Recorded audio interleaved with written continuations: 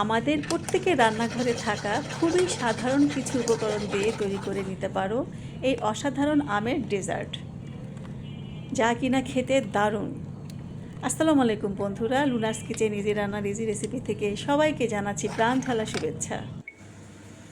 এই ডেজার্ট তৈরি করার জন্য আমি খাঁটি গরুর দুধ নিয়েছি, জাল করে একদম ঘন করে নিয়েছি।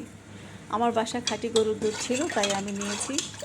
খাঁটি দুধের পরিবর্তে এখানে আমরা মিল্ক পাউডারটাও ইউজ করতে পারি। তো জাল করে ঘন করে নেওয়ার পরে আমি এখানে অর্ধেকটা দিয়ে দিয়েছি ডেজার্টের একটা পার্ট তৈরি করার জন্য।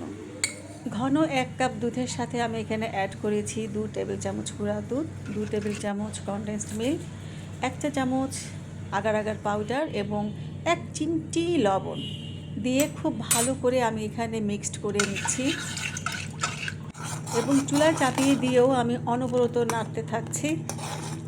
বলক উঠানোর দরকার নেই, একটু গরমে যখন একটু বুদবুদ ভাব আসবে তখন নামিয়ে নিয়ে আমি আবারও অনবরত নেড়ে যাচ্ছি। তারপর এই তো আমি আমার সার্ভিং বোলে বা ছোটো ছোটো কাপে ঢেলে নিচ্ছি।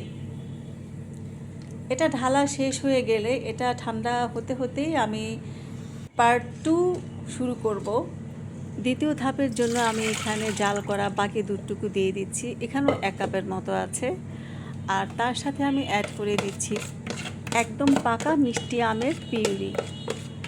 তারপর এখানে আমি ভালো করে মিক্সড করে এখানে অ্যাড করে দিচ্ছি কনডেন্সড মিল্ক,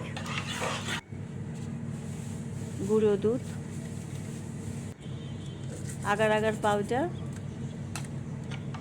আর একটু লবণ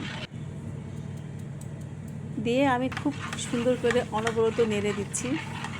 নেড়ে এটা চুলায় দেওয়ার আগেই খুব ভালো করে মিক্সড করে দিচ্ছি। তারপর চুলায় চাপিয়ে দিয়েও একদম অনবরত নাড়তে থাকবো। পুরোপুরি বলক আসা পর্যন্ত অপেক্ষা করা যাবে না। আগুনের হিটে যখন একটু বুদবুদ ভাব আসবে তখনই এটা নামিয়ে নিতে হবে। নামিয়ে এটা এখনও অনবরত নাড়ার উপরই থাকতে হবে, তা না হলে একটু জমাট জমাট বেঁধে যেতে চায়। নাড়তে নাড়তে এটা আমি গরম থাকা অবস্থায় সব কাপে ঢেলে নিচ্ছি। বন্ধুরা, পাতলা দুধ দিয়ে কিন্তু এই ডেজার্ট ভুলেও তৈরি করতে যেও না। ঘন দুধ এবং ইনগ্রিডিয়েন্টসগুলো ঠিক রেখে এই নিয়মে চেষ্টা করবে করতে, তাহলে কিন্তু অসম্ভব মজা হবে। আমাদের সকলের সুস্বাস্থ্য কামনা করছি।